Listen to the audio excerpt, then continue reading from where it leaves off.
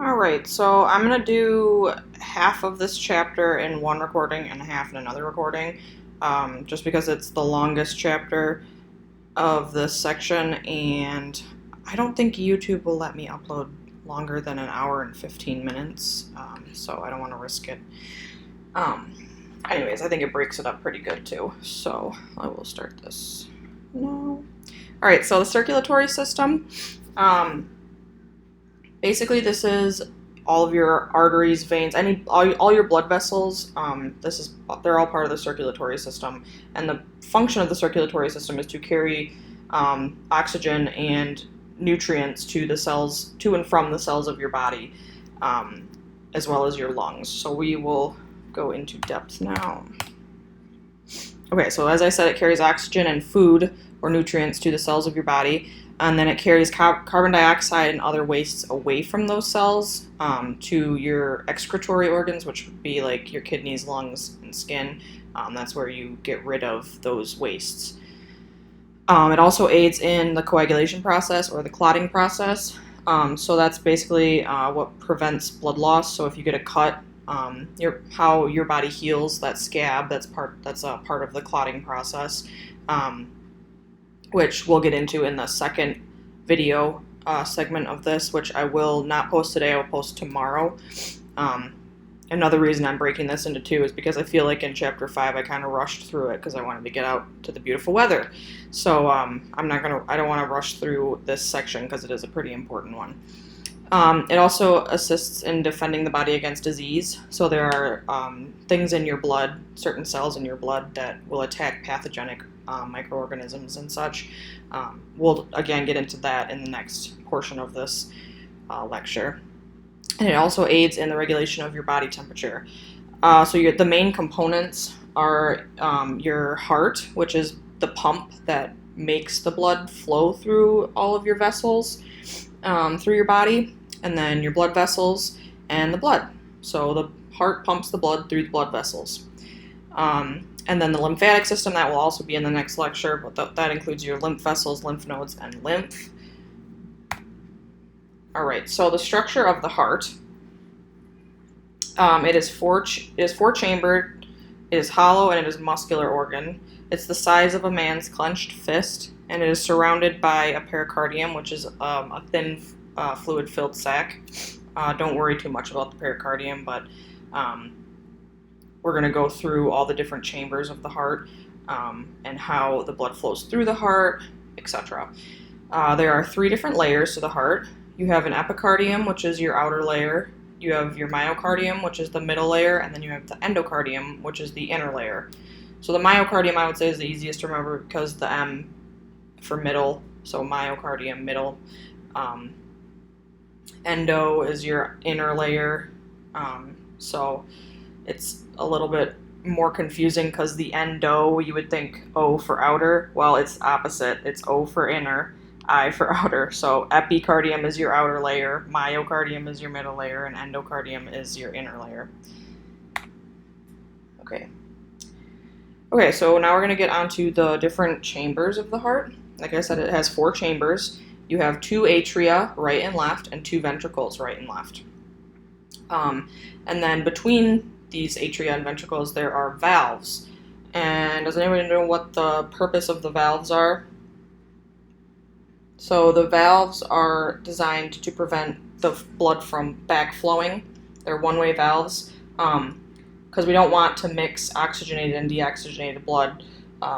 If we have a mixture of oxygenated and deoxygenated blood that's being pumped out to the tissues of the body, it could cause tissue death, or worse, the heart will be working twice as hard in order to provide enough oxygen to the tissues of the body to keep them alive, so it could cause heart failure. So we don't want that. Let's see, what else do we want to talk about? Okay, so I'm going to go into some depth on the valves, and if you turn to page 148 in your book, table 6.3, this goes into more depth than I'm going to go into in the valves, but I'm going to tell you guys basically what I want you to know about the valves. So your right AV valve, it's also called your tricuspid valve.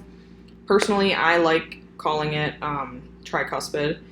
Each valve has a different name that way. Rather than your right atrioventricular and your left atrioventricular, you have your tricuspid is the right side and your bicuspid is the left side.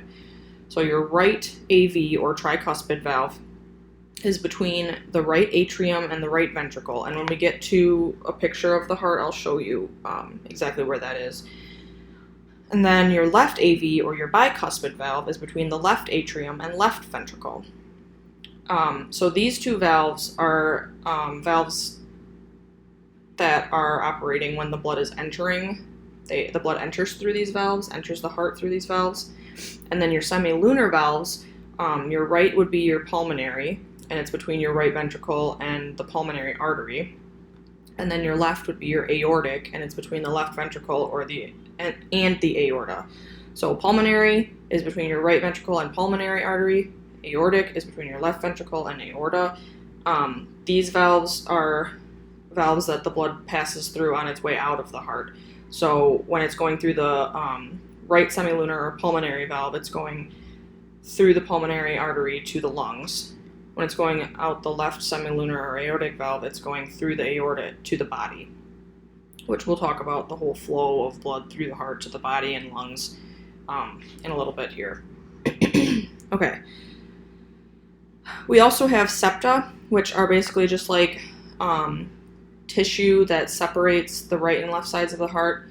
So you have your inner atrial, which is separating your two atria, your right and left atria, and then your interventricular, which is separating your two ventricles.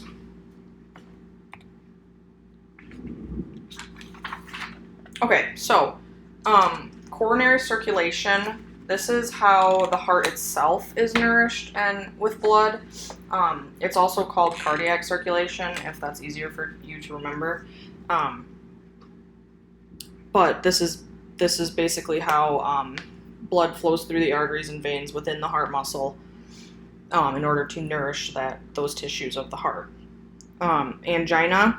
This is chest pain due to reduced blood. These are disorders of coronary circulation, pretty much. So angina would be chest pain due to reduced blood flow to the heart.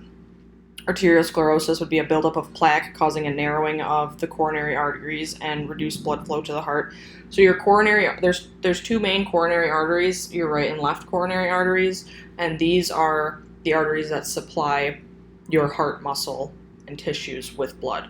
So if you have a buildup of plaque or a narrowing of those arteries or a blockage or something like that of either of those arteries, it could cause any of these disorders. Heart attack, it's also called, we know it as myocardial infarction probably most commonly, which is a complete obstruction or prolonged ischemia. So myocardial ischemia is a partial obstruction of a coronary artery, so that can also cause a heart attack.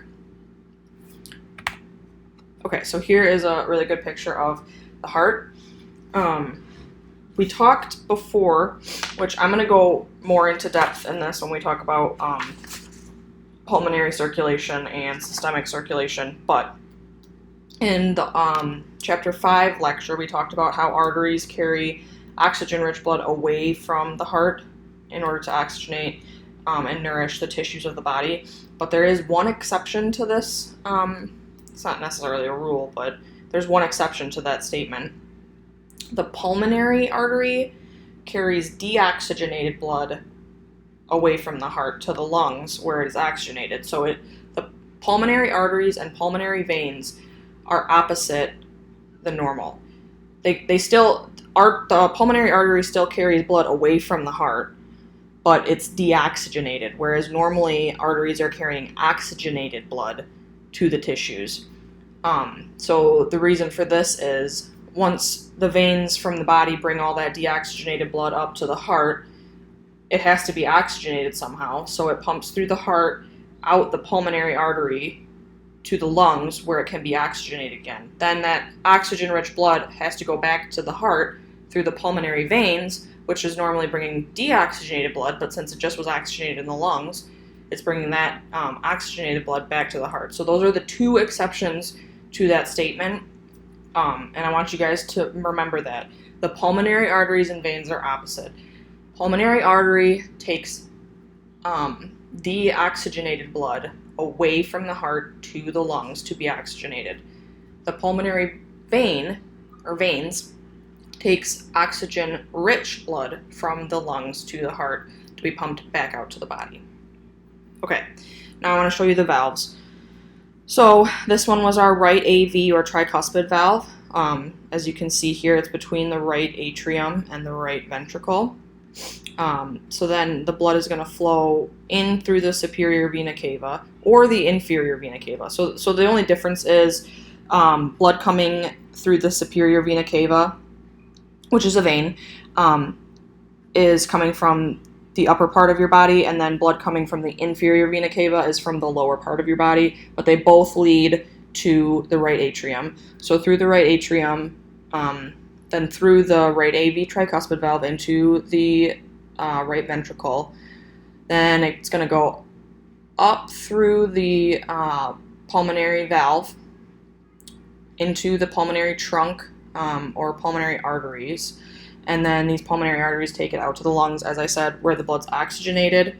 Where'd my mouse go? Okay, so then it's oxygenated out in the lungs, comes back in through the left and right pulmonary veins into the left atrium, through the left AV or mitral valve into the left ventricle. Then it comes up through the aortic valve into the aorta. This is the aorta here. And then down to the body, where it's fed to all the different arteries, arterioles, capillaries. Then it goes through the venules, veins, and we're going to get into that more in depth here in a minute, but then this is the basic flow of blood through the heart. Okay. So, a cardiac cycle is one complete contraction and relaxation of the heart. So a contraction is considered or is also called a systole, or relaxation is diastole. The contraction would be the lub sound, and the relaxation would be the dub sound of your heartbeat. So a lot of people make that noise when they're talking about the heart. Lub dub, lub dub, lub dub. The lub is the contraction, the dub is the relaxation. It lasts about 0.8 seconds. And then we can relate this to blood pressure, which I know I'm going to talk about again in like 2 more slides, but I'm going to mention it here since we're talking about it. Blood pressure is a measure of pressure on the arteries from the force of your heart. So when it contracts, this is considered your systolic, and this is the pressure exerted when blood is like ejected into the arteries from the heart. So the contraction of the heart. A normal value of this would be 120 milligrams of mercury or below. And then your diastolic would be the pressure exerted on the arteries between heartbeats, so during the relaxation phase of the heart. And a normal value for that is 80 milligrams of mercury or below. So we've all heard of like a blood pressure reading, like 120 over 80 or 115 over 72. So a normal value is 120 over 80 or lower. Okay, so how does the heart and all these different chambers of the heart keep on a specific rhythm? We actually have an electrical conduction system in our heart. These are specialized cells that initiate and distribute the electrical impulses throughout the myocardium or the heart tissues in order to coordinate a cardiac cycle. The SA node initiates this electrical impulse. So the SA node is basically what keeps everything synchronized, so they don't contract or relax at the wrong time. So the right ventricle doesn't relax at the wrong time, and the left atrium doesn't contract at the wrong time, etc. So when someone's SA node or sinoatrial node is malfunctioning, the medical fix for that is to insert a pacemaker, which is basically like an artificial SA node that is more rhythmic to what how your heart should be beating if your SA node is not functioning properly.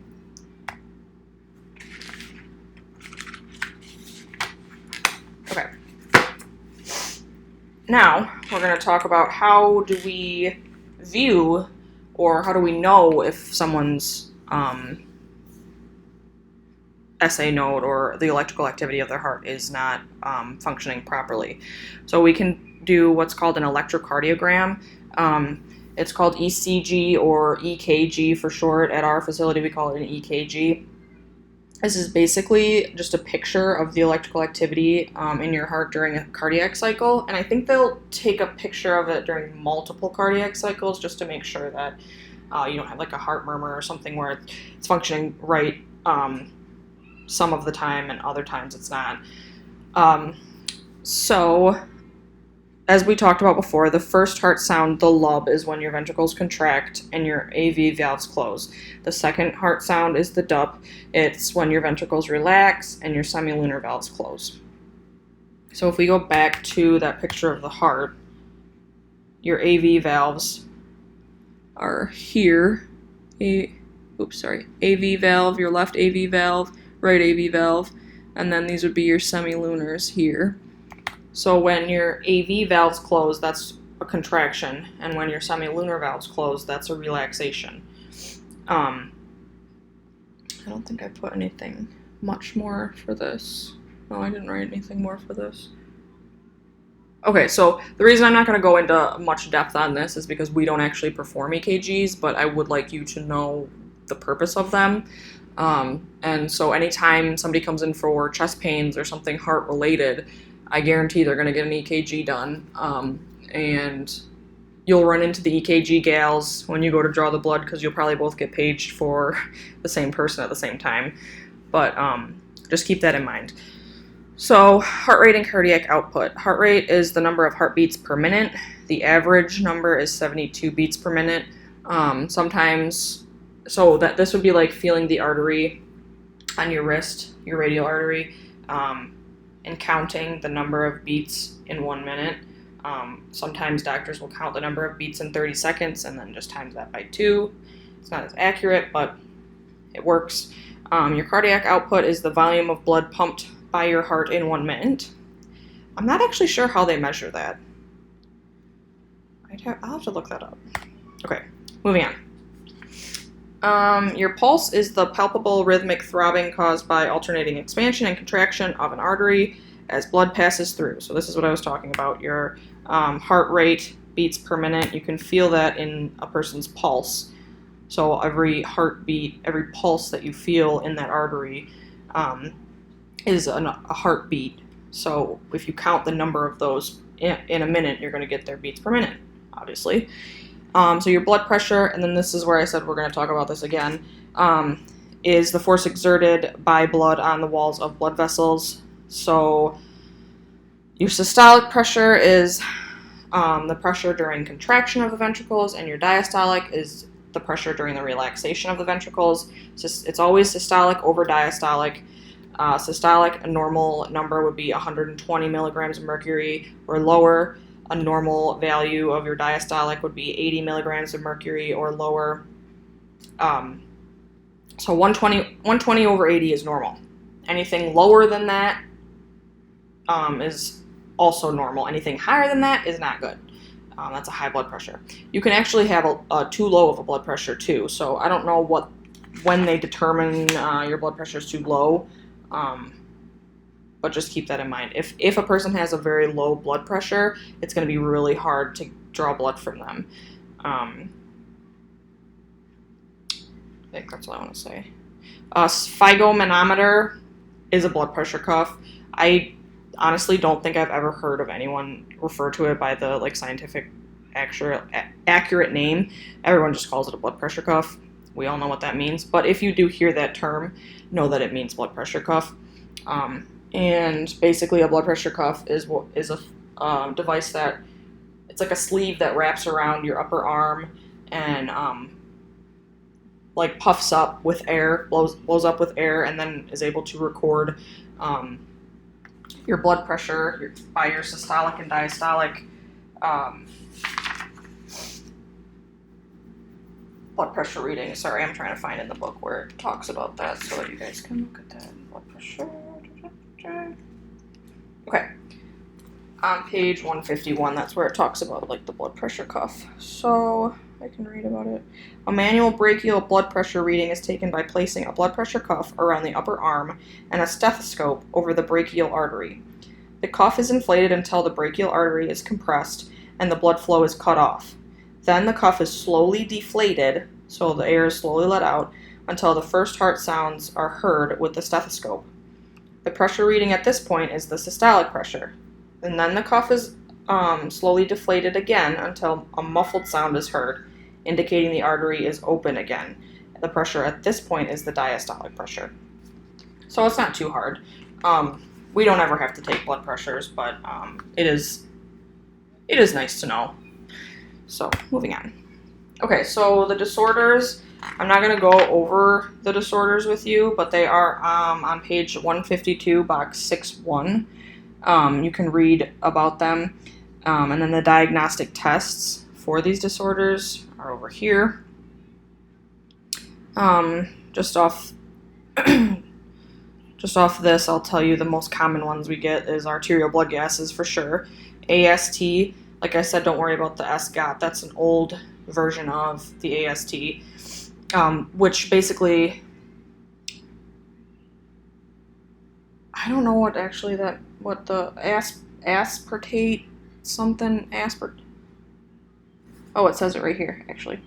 Aspartate aminotransferase, that's what AST stands for, but you don't need to know that, just know AST. Creatine kinase, digoxin, myoglobin, like these are all very common tests that we do for heart disorders. Okay, so the vascular system. Did we go through pulmonary circulation yet? That'll be in this. Okay, next slide, sorry. Okay, so like I said, we were going to talk about pulmonary circulation and systemic circulation. So pulmonary circulation is basically the flow of blood through the heart to the lungs and back. Okay, it carries blood from the right ventricle of the heart to the lungs, where carbon dioxide is removed and oxygen is picked up, and then that oxygenated blood returns to the left atrium of the heart. So remember, it carries this deoxygenated blood from the right ventricle through the pulmonary arteries away from the heart to the lungs. In the lungs, the carbon dioxide is removed and the oxygen is picked up, and then from there it travels through the pulmonary veins back to the heart. The oxygenated blood travels through the pulmonary veins back to the heart, where it's taken into the left atrium. And then systemic circulation is the flow of blood through the heart out to the body and back. So it carries oxygenated blood and nutrients from the left ventricle to the body cells and returns deoxygenated blood with carbon dioxide and waste from the cells to the right atrium. So when it's carrying the oxygenated blood out of the heart through the left ventricle, it's going into the aorta and out to the body through all the other arteries of the body. And then it goes, we're going to talk about arterioles, capillaries, venules in a second here, but it goes through all those little tinier blood vessels where deoxygenation occurs. Then that deoxygenated blood goes through the veins, through the superior and inferior vena cava, depending on which part of the body it's coming from, upper or lower. Upper would be superior, lower would be inferior, and back into the right atrium. Okay, so now we're going to get into the different types of blood vessels and their structures and etc. So arteries, like we talked about, carry oxygenated blood away from the heart to the tissues. What is the exception to this? The pulmonary arteries. The pulmonary arteries carry deoxygenated blood away from the heart. All arteries carry blood away. Only the pulmonary artery carries deoxygenated blood away from the heart. Okay, so they have, of all of the blood vessels, they have the thickest walls, and this is because there's so much pressure exerted on these walls from the heart pumping the blood. They're also they're a lot smaller. The lumen, or the inner part of the arteries, are smaller than the lumen in veins, so there's a lot more pressure on the arteries. That's why if you accidentally puncture an artery, it's going to squirt, squirt, squirt, squirt. Like, you can actually see the pulsing of your heart. If you hit an artery, it'll squirt with the rhythm of your heart. Whereas with a vein, it'll just kind of ooze out because there's not as much pressure from the heart behind it. Your aorta is your largest artery, so that's the artery that takes the blood from your heart to all the other arteries of the body. And then arterioles are small branches of arteries that join capillaries. So you go from the heart, so oxygenated blood from the heart travels into your arteries. From your arteries, they travel into smaller versions of arteries called arterioles. They're just, the lumen is much smaller. And then from your arterioles, you go to capillaries. So capillaries are microscopic one-cell thick vessels. They connect arterioles and veins, or venules. So venules are the small version of a vein. So they slowly get smaller and smaller and smaller until you're in the smallest blood vessel, which is your capillary. And in your capillaries, this is where your gas exchange occurs between your blood and your body tissues. So where oxygen is given to your body tissues and carbon dioxide and wastes are picked up. Okay, so arteries, big; arterioles, smaller; capillaries, smallest; venules, bigger; veins, biggest. Okay, the biggest lumen is the veins. Okay, so in your veins return we talked about this a million times now, but your veins return your deoxygenated blood from your tissues to your heart. Okay, they have thin walls because there's not as much pressure behind them as arteries. So your arteries have the thickest walls. And then your blood is actually moved by skeletal muscle movement. So we talked about in chapter 5 how the muscular system actually helps circulation. So your skeletal muscle actually helps move the blood up through the veins, since there is not as much pressure behind them as there is in arteries. There's also valves in your veins that prevent the backflow. So if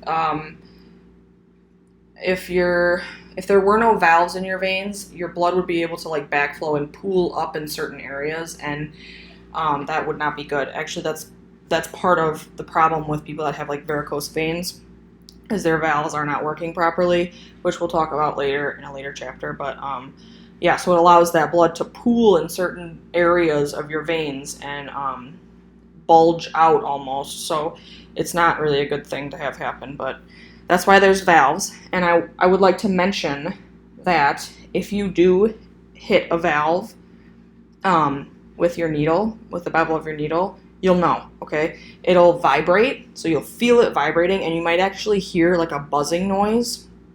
And this isn't good for your specimen, because it increases the likelihood of it being hemolyzed, because your blood is being pulled through that valve backwards the way it's not supposed to go. So there's a good chance that those red blood cells and stuff will lyse and cause it to be cause your blood to be hemolyzed.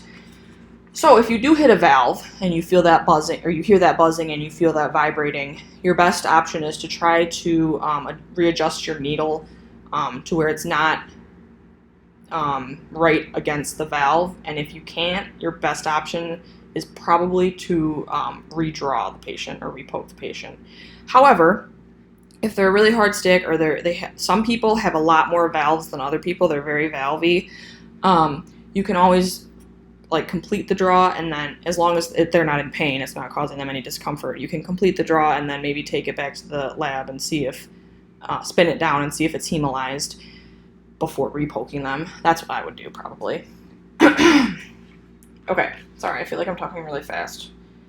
Moving on. Oh, so we talked about the exception with the artery. I just want to go over it again with the vein. What's the exception with veins? The pulmonary veins return oxygenated blood from the lungs to the heart. That's the only exception with the veins. Only exception with the arteries is the pulmonary arteries. Only exception with the veins is the pulmonary veins. Know that. Okay, so these pictures of your arteries and veins are on page 153 and 154. I want you to know for arteries, your brachial, my mouse will move, there we go. Your brachial, your ulnar, your radial, your femoral, and then your dorsalis pedis, okay? And then for your veins, I want you to know your cephalic, basilic, median cubital, and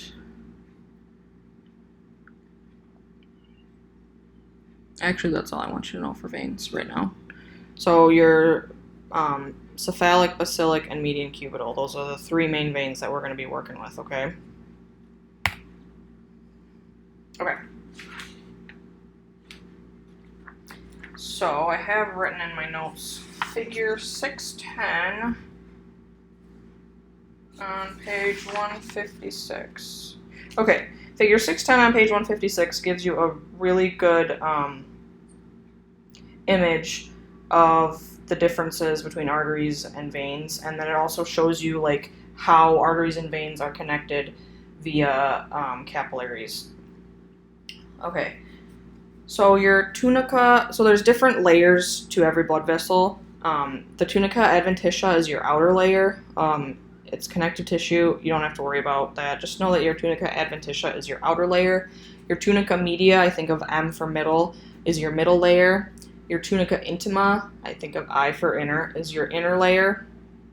And then the lumen is like that internal space. We talked about this in class the first week, is the internal space of a blood vessel. Like that's where the blood is flowing through. So when you perform a venipuncture, the bevel of your needle should sit perfectly in the lumen. Okay, you shouldn't be partially into the vein wall or partially sticking out of the vein wall. It should be perfectly set in the center of that lumen. And then we talked about the valves. These are thin membranous leaflets in veins that prevent the backflow of blood. Like I said, if you are on a vein or on a valve, you'll know because you'll feel vibration or hear a buzzing sound. Try to adjust your needle. If it's not working and the blood is flowing through that valve really slowly, it's probably going to be hemolyzed. You can always go check after the draw, spin it down. If it's hemolyzed, redraw them, obviously. If it's not, then that's fine. Perfect. Oh, here's that picture that I was just talking about. So you've got your outer connective tissue, tunica adventitia, your middle tunica media, and then your inner tunica intima. And then this area in the middle here is the lumen.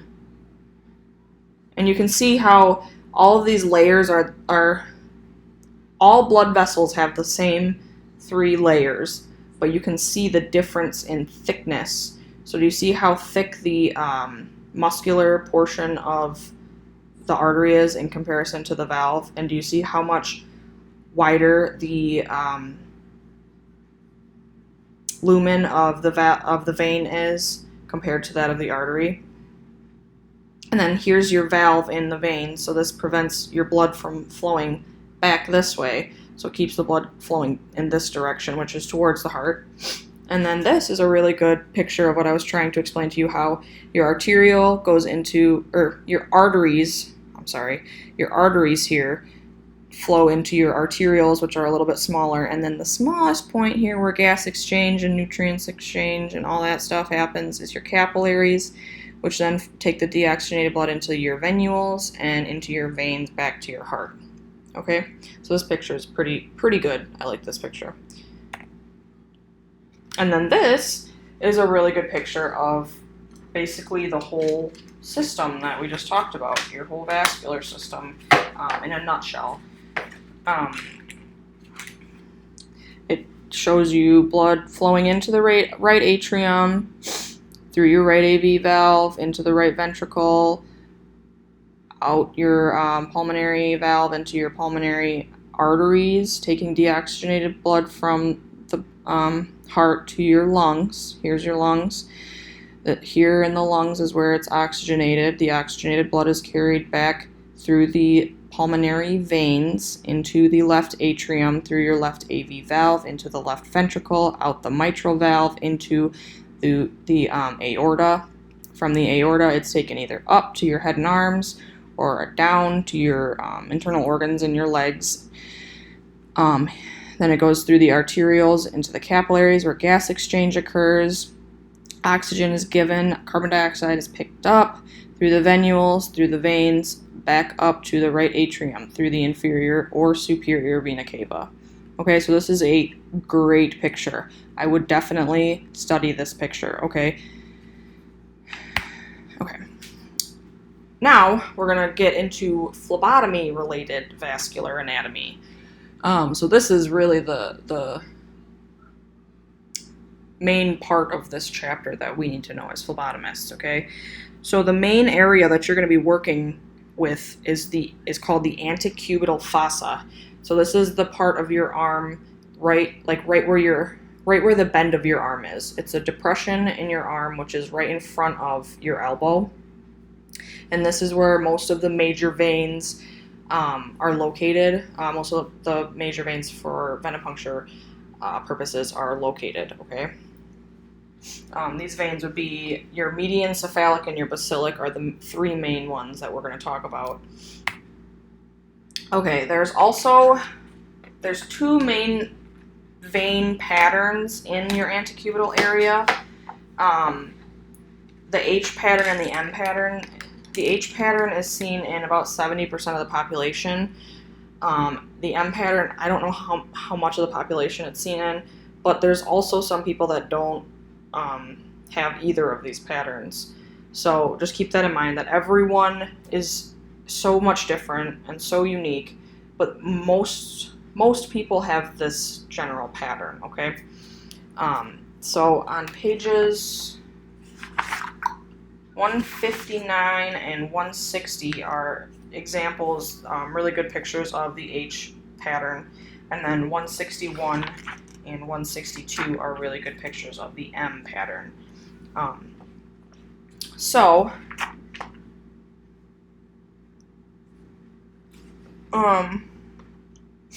Basically the arrangement, or like how the veins are arranged in the AC area, whether it's the H pattern, the M pattern, or any other pattern,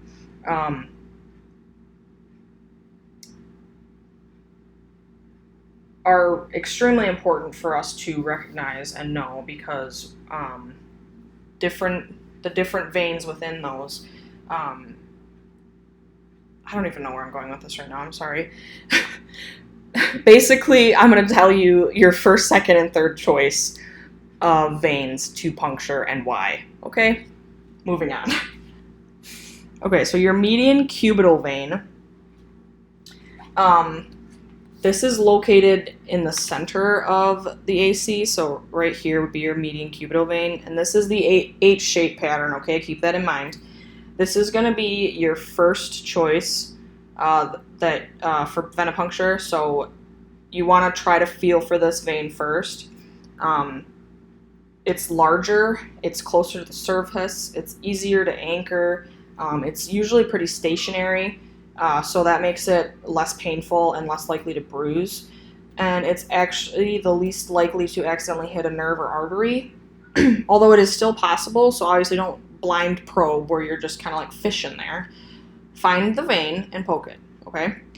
And although these, I'm going to go through your first, second, and third choices, it's going to be different on different people, okay? Because if you can't feel their median cubital vein, don't go for it.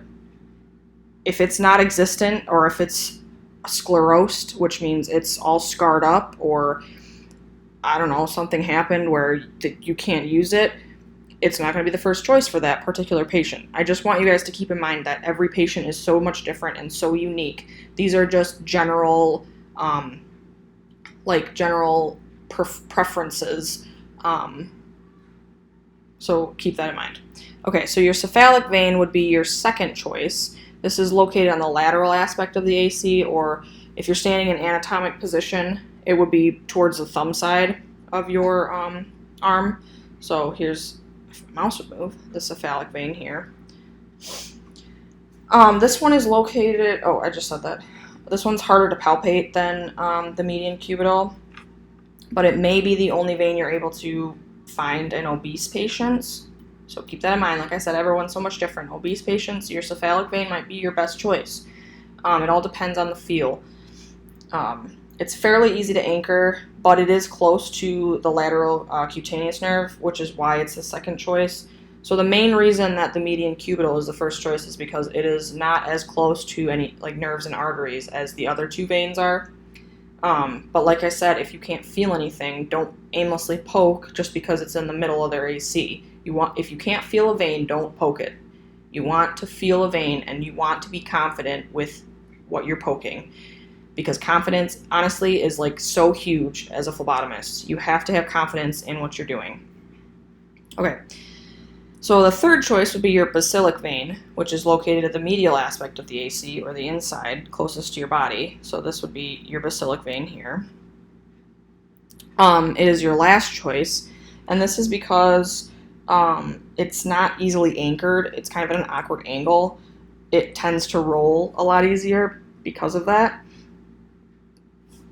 Excuse me. And it is at a very awkward angle. Like when you draw from that, I wish that I could show you guys like in person, but you honestly feel. I'll text Justin and tell him to talk to you guys about the basilic vein in lab. But you feel like you're stabbing them at like a 90-degree angle, but that's just the way you have to, because if you think about it, that vein is curling around your arm. So the angle that you insert the needle is much different than it is with the cephalic or the median vein. Okay, so with the M-shaped pattern of antecubital veins, it's basically the same, like first, second, third choice, but the difference is with the M-shaped pattern, you have not only your cephalic, basilic, and median cubital, you have your median vein, median cephalic, and median basilic vein. So you've got your median cubital, median cephalic, median basilic, as well as your cephalic and your basilic, okay? Does that make sense? So your first, second, third choice are going to be all of the median versions. So your median cubital is going to be your first choice. Your median cephalic is going to be your second choice. Your median basilic would be your third choice. Your cephalic would be your fourth, and your basilic would be your fifth. So this is just has to do with the different pattern of the veins. What else did I want to say about this?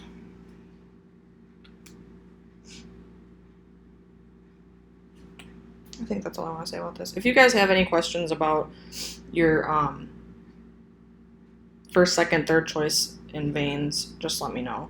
Don't worry too much about the H and M shape pattern. I just want you guys to know median is your first choice, cephalic is your second, basilic is your third, okay? No matter what pattern, those are your three top choices in that order.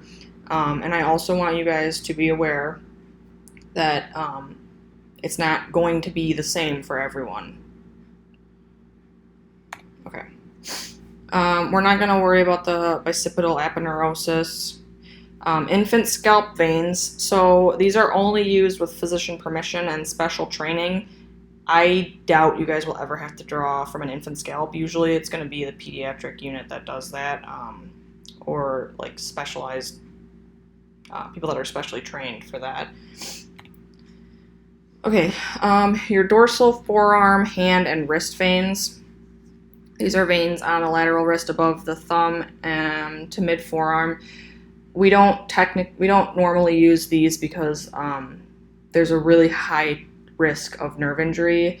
Your wrist area is super close to nerves and tendons and all that stuff. I know I've seen people try to start IVs there. I've had somebody try to start an IV on me there before. They're just not great veins. And even if you try to draw on them, they're so close to the surface that they blow really easily, which means that basically the wall of the vein gives out and blood pools under the skin, giving you like a big hematoma. So just try to avoid that wrist area at all costs. The back of the wrist, that's a little bit better, but the wrist on the palm side of your hand, don't go for those, okay? Leg, ankle, and foot veins. We do not draw from leg, ankle, and foot veins unless a doctor tells us to, okay? We have to have it in writing or a verbal command from a doctor that is standing there to tell us that it is okay to draw from a leg or a foot vein. This is because there's a really high risk for people that have like diabetes or poor circulation. There's a really high risk for them to get phlebitis or thrombosis or infection, and you don't want to be the reason that somebody has their leg amputated because you drew from their leg without permission from their doctor, okay? So just, I have drawn from a leg and I have drawn from a foot before with a doctor's permission, but only with a doctor's permission, okay?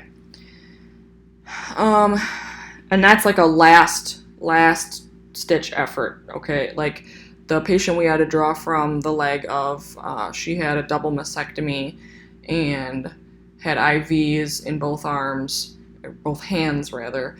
So that really was our only choice. She really didn't have anything else to go with. But anyways, your arm and leg arteries are not routinely used for blood collection. So this just means like other, or not other, but the arteries in your legs and arms. We don't usually draw arterial blood, usually just for ABG collection. And since our respiratory therapists are the ones that do that, we really don't have to worry about puncturing arteries for any reason. But you do need to be aware of where the arteries are so that you don't accidentally puncture them. Okay. And then these are some common disorders of the vascular system, which is on page 165, box 63, and then common diagnostic tests. So take a look at that box, read over the different disorders. And then next portion of this lecture, we're going to go through the components of your blood and the lymphatic system, okay? So that's the fun part. Oops. All right, so stay tuned for that.